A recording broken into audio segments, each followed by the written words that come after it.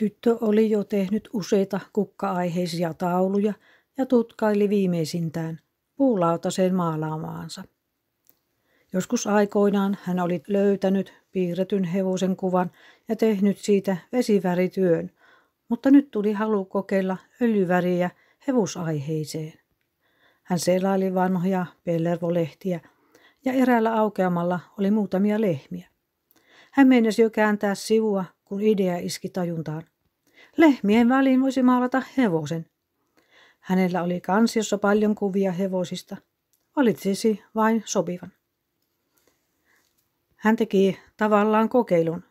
Teki ensin taulun varsan päästä, että miten saisi haltuunsa muodot ja värit haluamalleen tasolla.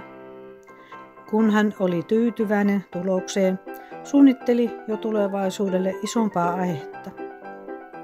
Siihen voisi laittaa useamman hevosen, eri värisiä, ehkä pääskyjä. Kun ajatus alkoi muotoutua, hän kirjoitti pääpiirteet paperille. Myöhemmin hän voisi etsiä sopivat kuvat ja yhdistellä niitä pöydällä. Sitten tuli aika, jolloin tuo idea toteutui. Hän halusi kuvaan vauhdin tuntua, joten pääskyset liitelivät ja hevoset laukkasivat.